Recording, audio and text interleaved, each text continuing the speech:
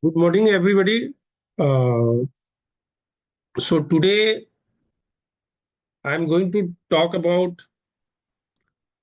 the distinction between the treatment of a capital asset as a capital asset to be treated under the head capital gain, or whether a capital asset can be treated as a business income.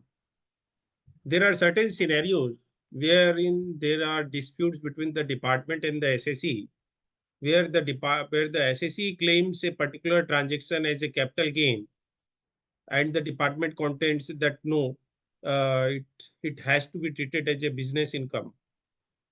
And in some cases, there are disputes where the SSE claims an income as a business income, and the department contends that it is not a business income, but it is a capital gain.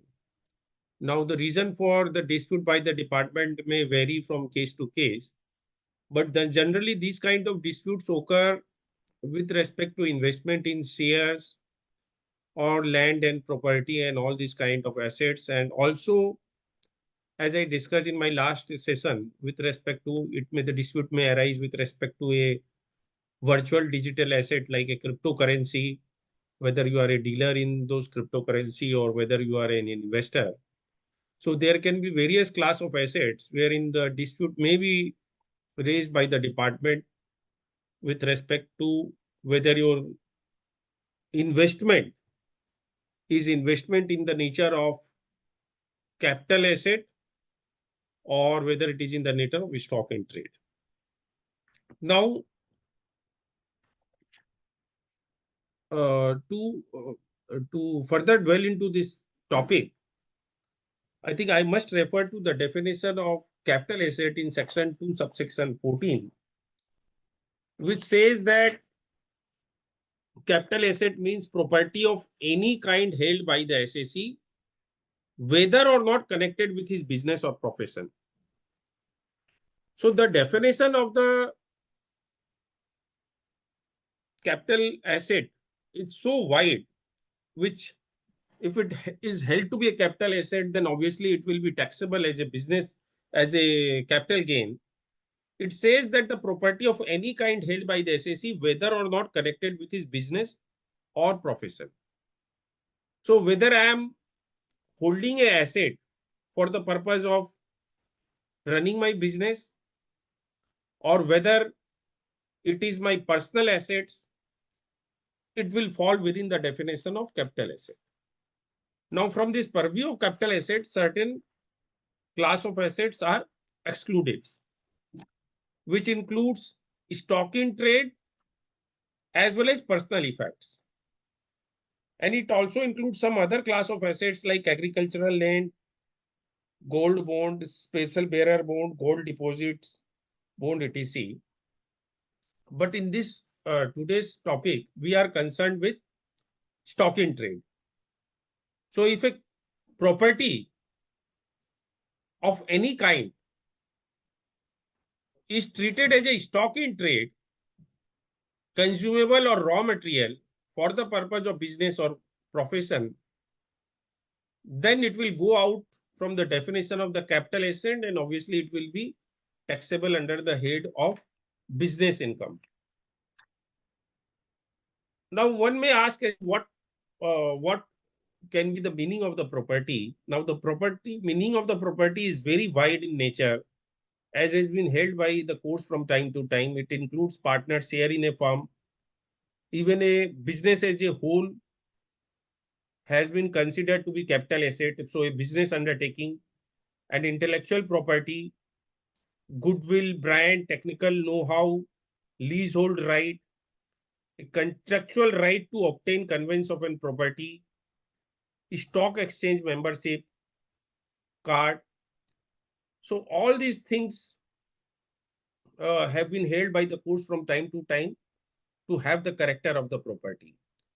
Now, all these aspects can either be considered as a capital asset to be taxable under the head capital gain, or be treated as a stock in trade, in which case it will be taxable under the head of business income. Now, the courts have evolved various tests from time to time to determine as to under what circumstance an investment will be treated as a capital asset or as a trading asset. Now, I will just discuss in brief those tests which have evolved from time to time. One of the tests is, what was your intent at the time of initial acquisition of the property?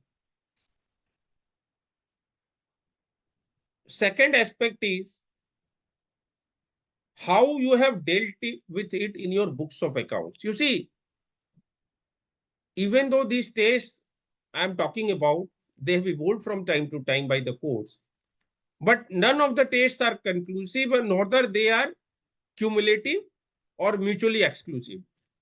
We may apply all of these tests to a particular situation. We may apply one of the tests, and, despite the test answering in favor either in the SAC or the revenue, there may be other facts and circumstances through which we may be able to substantiate that the transaction or that the investment in question is a capital asset or a trading asset.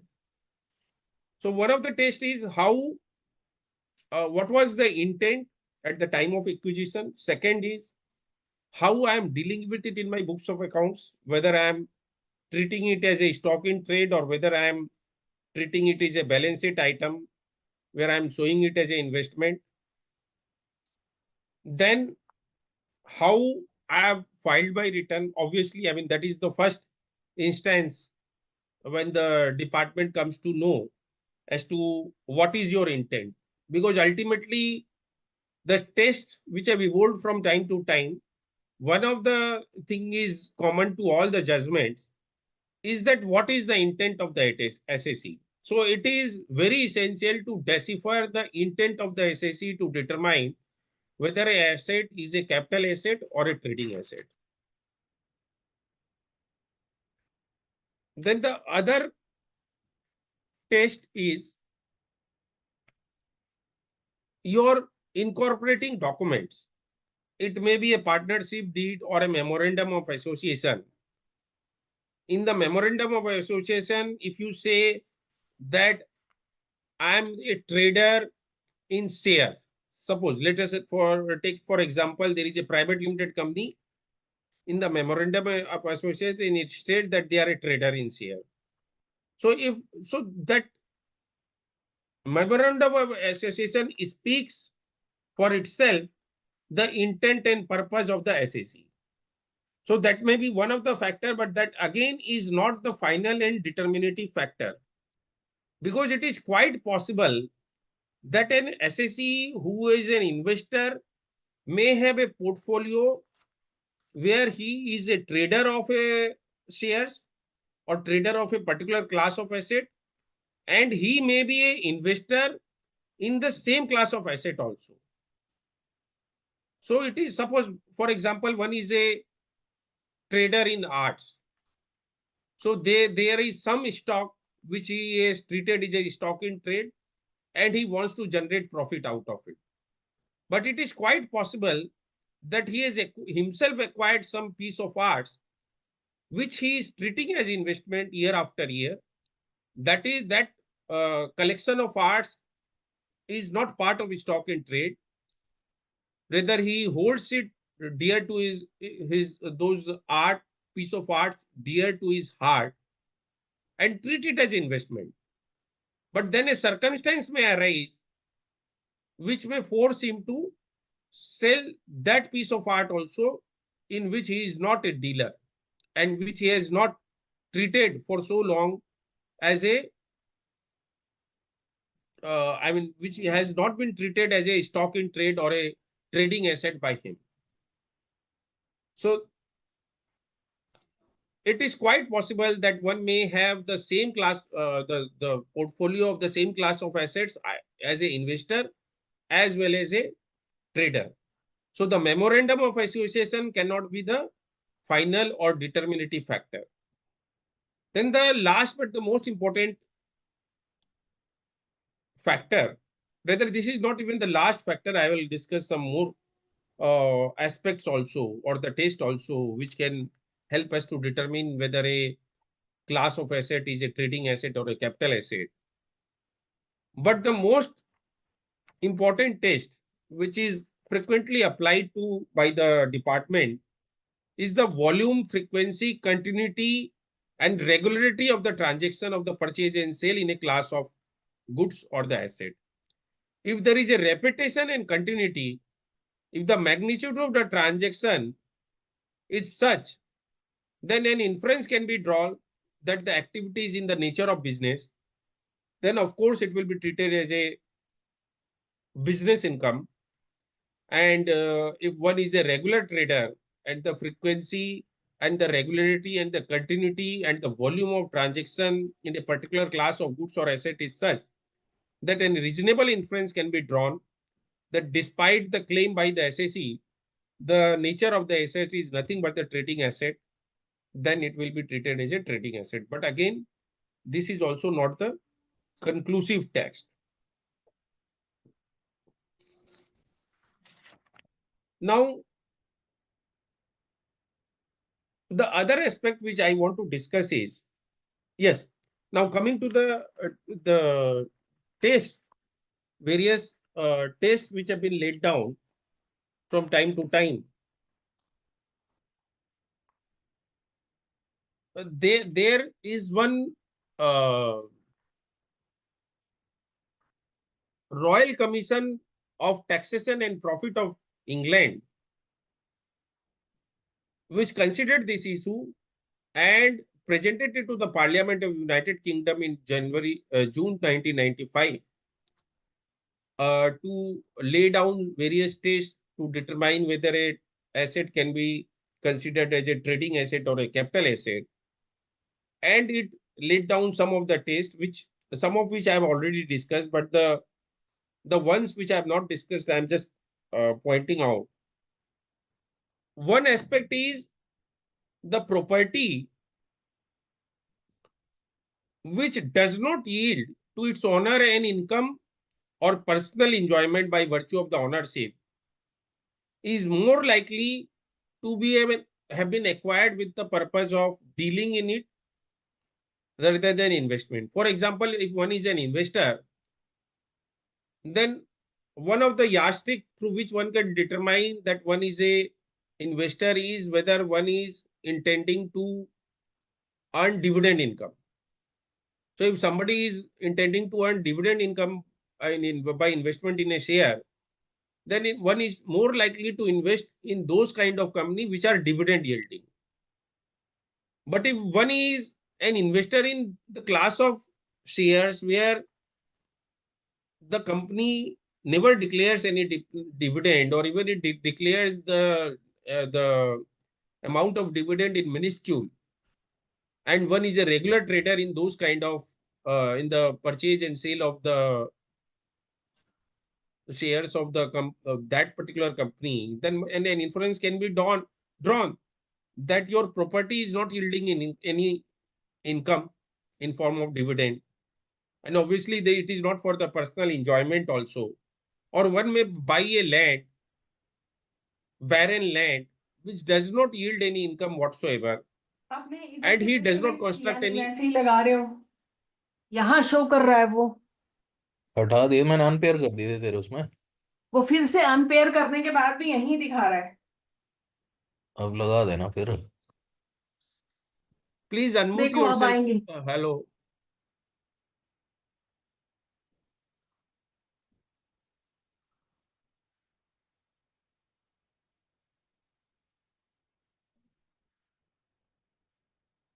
So like one may invest in a land, and that land is a barren land. It does not yield any agricultural income. It does not have any industrial purpose whatsoever. You are not going to construct any property in it. So obviously one can draw an inference that it is with the purpose of selling it in future whenever it yields any profit to you. Then another factor which one can determine is that you buy a property, it is not in a marketable condition, then you do some supplemental work in connection with the property, and it is worked up in such a way to make it marketable.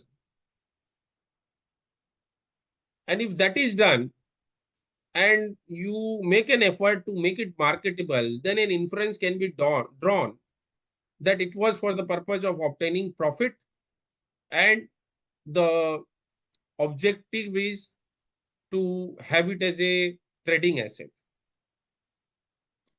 So even the frequency of transaction may not be the determinative factor. We have to look into the circumstance around around how you have acquired and the how you have dealt with the asset post acquisition and the circumstances in which you have sold it. On one of the circumstance which can be looked into is, and which can be a reasonable explanation from the side of the SSE, that you sold it in a sudden emergency and in need of money. And if that can be shown, then it can be demonstrated that the investment which is there with you is not with the objective of making it with a profit motive, even though ultimately the capital gain also yields you profit and which becomes ultimately taxable. But the factor to be looked into is whether, as a dealer, whether you want to make a regular profit, or whether the purpose is that as and when the opportunity arises, you will sell it and make a profit. Now I will deal with some of the circulars which have been issued from time to time by the income tax department itself to make a distinction between a capital asset and a trading asset. And one of the circular is circular number 4 2007, dated 15/6/2007, wherein it was stated that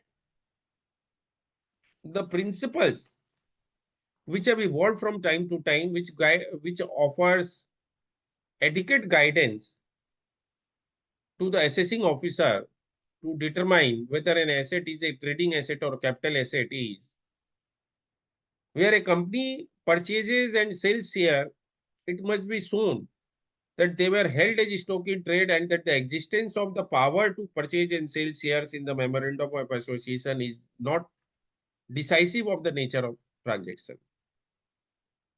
Further, it says that subsequent substantial nature of transaction, the manner of maintaining books of accounts, the magnitude of purchase and sales, and the ratio between purchase and sales and the holding would furnish a good guide to determine the nature of transaction. Further, it goes on to say that ordinarily the purchase and sale of share with the motive of earning a profit would result in transaction being in the nature of trade or adventure in the nature of trade. But where the object of the investment in the share of the company is to derive income by way of a dividend, etc., then the profit accruing by change in such investment will yield capital gain and not revenue received. Then there is a circular number 6, 2016, dated 29th of February 2016, wherein in order to nip in bud the dispute with respect to whether a investment or a surplus generated from the sale of a listed share or other securities would be treated as a capital gain or business income. So this is particularly with respect to surplus generated from sale of listed shares and securities. It says that where the SSE itself, irrespective of the period of holding the listed shares and securities, opts to treat them as a stock in trade, then the income arising from transfer of such securities would be treated as business income. So if an investor in listed security himself offers such investment as a stock in trade, then the circular says that the assessing officer should not ask any further question. The word of the assessee should be taken as a final. And if he is offering his income as a business income, then no question should be asked, and that should be treated as a business income. And in respect of listed shares and securities, which is being held for more than 12 months, immediately preceding the date of its transfer, if the SEC desires to treat the income as capital gain, then also the same shall not be put to dispute by the assessing officer. But it also says that if this stand is taken once by the SEC in a particular assessment year, then it will hold good in all subsequent years, and the taxpayers will not allow to adopt a different or contrary stand in regard to the subsequent years. So it says that if you are a investor in listed shares and security, which you are holding for more than 12 months, and once you have declared it as a capital gain, then there shall be no dispute raised by the assessing officer. But once you have declared such an asset in a particular manner in one assessment year, then you are not allowed to change your stand in subsequent financial year. This particular aspect I find quite surprising and rather contrary to the intent of the department to put to rest all the dispute with respect to listed shares and securities investment, and in order to reduce the litigation and uncertainty in the matter, because it is quite possible that we know that section 45 subsection 2 permits that if you are treating a capital asset, if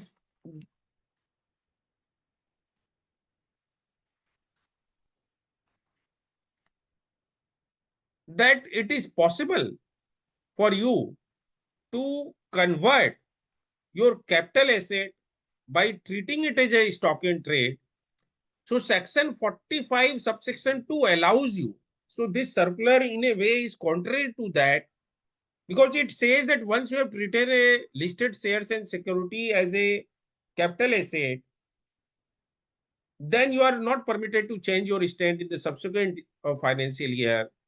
But section 45 subsection 2 categorically says that it is possible that you convert your capital asset by treating it as a stock in trade. And once you do so, then the fair market value of the asset on the date of conversion shall be treated as a full value of the consideration received, but it will be taxable in the year in which such asset is sold. So it is quite possible that you have been treating something as a capital asset, but you choose to convert into a stock in trade.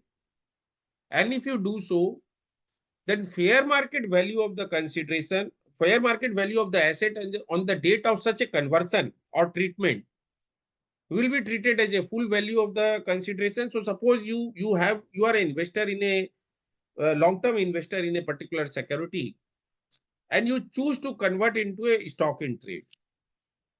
If you do so, the date on which you convert or treat it as a stock in trade, you have to determine what is the fair market value of that share on that particular date. But it will not be taxable in the year or the date in which you convert it. It will be it will be taxable in the year in which you are ultimately selling it. So suppose you convert it in financial year 2021-22, but sell it in financial year 2023. So fair market value of the share on the date of conversion will be taxable in the year 22-23 and not in 21-22. So this aspect of the circular is quite surprising and in fact contrary to section 45(2). It is also possible that you may choose to convert your stock in trade as a capital asset also.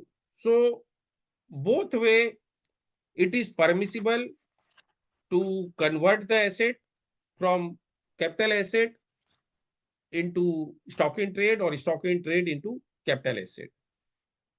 And the last aspect which I would like to discuss is the special provision for computation of capital gain in case of a slump sale. So if you choose to sell your business as a going concern, so the lock, stock and bearer, the entire business is transferred along with the underlying liabilities. So liability is an asset along with the goodwill. Everything is transferred. So if that is done, then there is a special provision to deal with that kind of a scenario, which is called as a sum sale. And profit and gain arising from sum sale will be taxable as a capital gain in the year in which such a transfer takes place. And for calculation of the capital gain, if your capital asset, that is, suppose you are owner of an undertaking or a business, and you have been the owner for more than 3 years or 36 months, then it will be treated as a long-term capital gain. So, friends, with this, I will conclude my this today's discussion, and I welcome any question which is relating to today's topic. Thank you.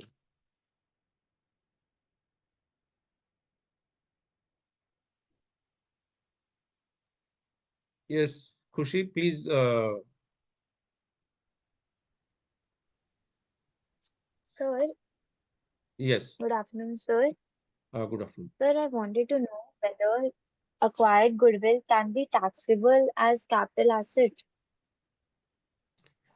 You see, acquired goodwill, whether can be treated as a capital asset, I think it has been answered very beautifully in the judgment of the Honorable Supreme Court in CIT versus BC Srinivas Setti, and that is reported in 1981, uh, Volume 2, Supreme Court Cases SCC, page 460.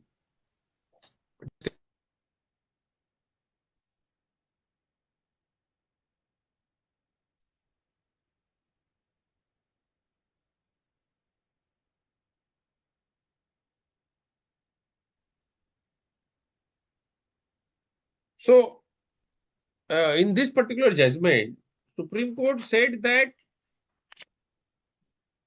in capital gain, there are two aspects. One is section 45, which is a charging section. Then there is section 48, which tells you how to compute. And for computation, you have to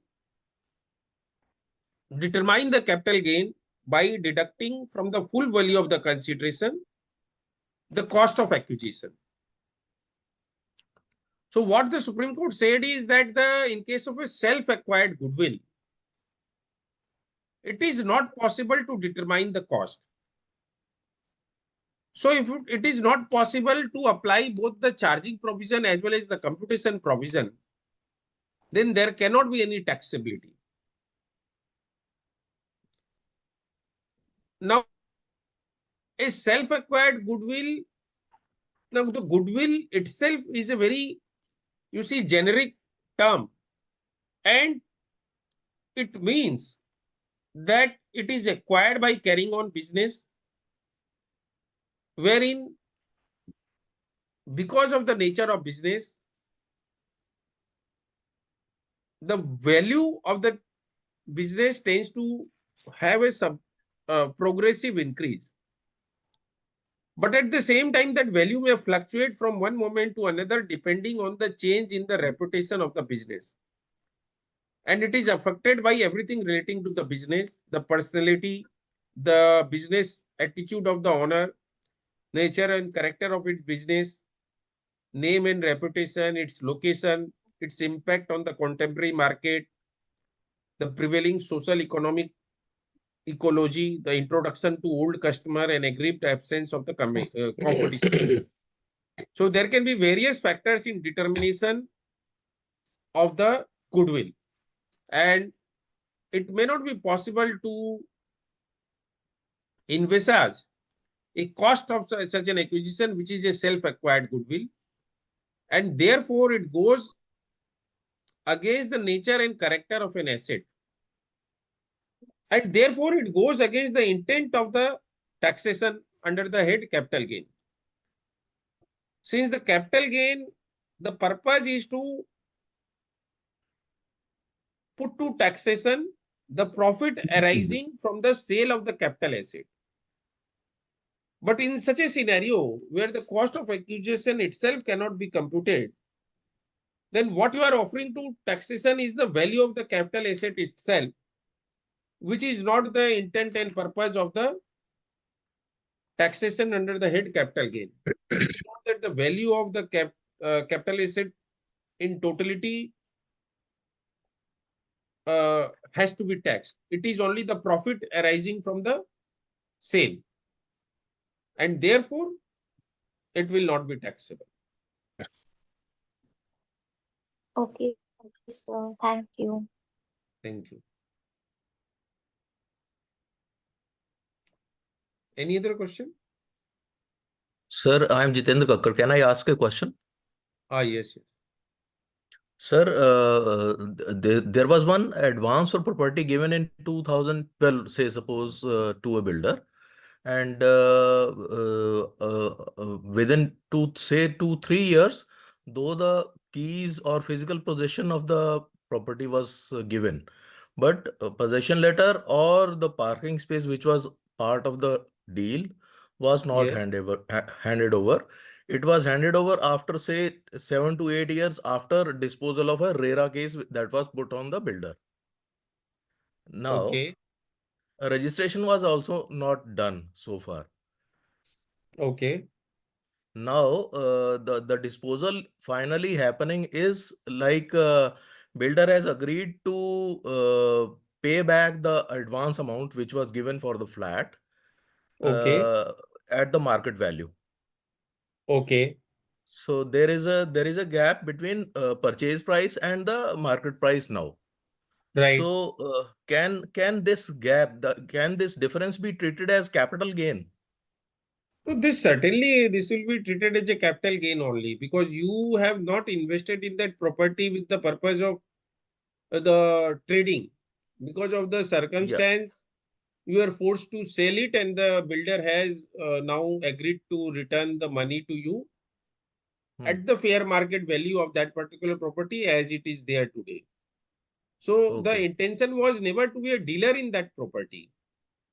that's right. So So, sir, now the question comes like whether this indexation benefit can be applied to this particular yes, situation. yes, yes, definitely. It can be applied. Yes, yes, definitely. And the date of possession would be, sir, like possession, though it Now is you given had a, now. in this case, you are not a holder of the property per se, but the right to acquire a property, and the right Yeah. is getting sold Okay. because there is a appreciation in the value of the right which you had to buy the property. Yes, So you yes. have to treat it as like that, and that right, whenever you bought that right, whatever money you advanced, so Huh. that is the right which you have ultimately disposed of, or I mean, at a Okay. profit. So Okay. whenever the money was advanced, that will Huh. be put to the index, and the indexed cost of acquisition will be determined on the basis of the Okay. date of the advance Okay. and the date of the final consideration which you receive on the basis of the fair market value will be the year in which it will be offered for capital gain taxation. Okay, sir. And like under which particular relevant section of capital gains it will be treated finally? Like I understand 5054 won't be applied. Section 54. No, if you want to avail the benefit of section 54, suppose you reinvest the amount in some other property, then section 54 are for the purpose of giving you the deduction from the capital gain. So if we ultimately choose to invest in any of the modes of investment, Uh, uh, which starts from section 54, then you can do that. There is no bar in that. okay. Because section 54 is for the purpose that the profit from the sale of property is used for the purpose of acquiring a residential property. And if that is done, then it is deducted from their or capital gain and it is not taxed. So Okay. in this case also, you are getting the money and you choose to invest it within the time limit which is prescribed in section 54 Okay. uh, in the residential property. That is either you purchase a new asset within 2 years, Yeah. or sorry, purchase a new capital asset within 3 years, Hmm. then the cost will be reduced from the capital gain and it will not be taxable. And like there are Okay. other sections also starting from 54. Okay. So that means there is no hiccup So in. once you see once the heading capital gain comes into play, then Uh, all the benefits associated with the computation of income from capital gain will accrue to okay. you. So the chapter 4, that is computation of income from capital gain, applies in totality, Okay. and whatever is the method of taxation, the method of computation, and whatever are the advantages of the taxation under the head capital gain will accrue to you. Okay, sir. Thanks a lot, sir. Thank you, sir. Thank you. Good afternoon, sir. I had a question. Yes. So, whether the taxability under capital gains will necessarily depend upon the fact whether the property in question is capital asset at the time of selling or at the time of acquisition, or both? No, you see, if you see the tone and tenor of section 45, section 45 is the charging provision. Now, section 45 says that the transfer of capital asset is chargeable to capital gain.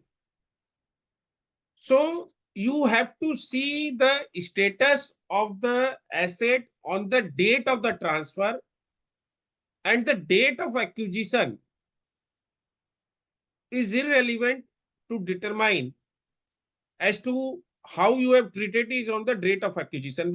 Because as I've already discussed, 45, section 45 permits you to convert a capital asset into a stock in trade.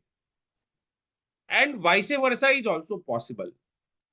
So it is quite possible that you acquired a certain asset with the intent to treat it as a capital asset, but on a later date, you chose to convert it into stock in trade, or you purchased a particular asset with the intent to have it as a stock in trade, but you chose to convert it into a capital asset.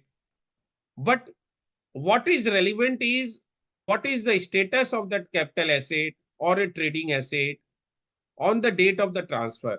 On the date of the transfer, if the asset is standing in your books of accounts or in your with respect to the how you are treating it, it will be taxable accordingly. So the the treatment on the date of acquisition, to answer in short, is immaterial.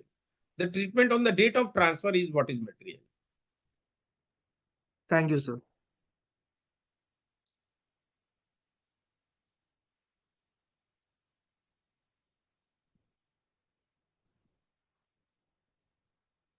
Any other question?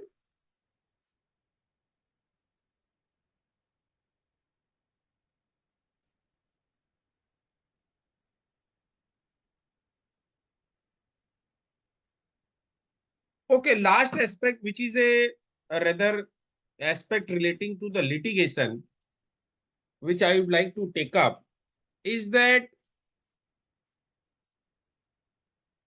we all know that the tribunal is the last fact-finding body, and the tribunal has treated a particular transaction either as a capital asset or as a stock in trade. So the question is whether this particular question, whether a item is a stock in trade or a capital asset, whether it is a mixed question of fact and law or whether it is only a question of fact. Because if it is only if there can be a question of law, then only we can challenge the finding of the tribunal before the High Court. Otherwise, one cannot go to the High Court. So it has been held by the Honorable Supreme Court in the case of Commissioner of Income Tax Bombay versus H. Locke Larsen, which is reported in 1986 AIR 1695, that the finding of the fact recorded by the tribunal must be regarded as a conclusive. But it is possible that the inference drawn from the primary evidentiary fact are open to challenge. It may be possible that the tribunal has drawn the inference on the basis of inadmissible evidence or by excluding admissible evidence and relevant evidence. And if the High Court is satisfied that the inference was result of the improper admission or exclusion of the evidence, then it will become a question of law. And in that case, the High Court can examine the correctness of the conclusion of the fact drawn by the tribunal. But the High Court would not ordinarily challenge a conclusion of fact in which there is no such perversity. So only if the finding of the fact is perverse,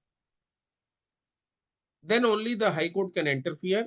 And it is also possible that the High Court has not properly dealt with the legal principle. So if the legal principle have not been properly appreciated, then also a question of law can be framed and High Court can be approached. So if there is any further question, then I will take it up, or otherwise I will conclude. Okay, friends. So with this, I am concluding today's session. Thank you very much.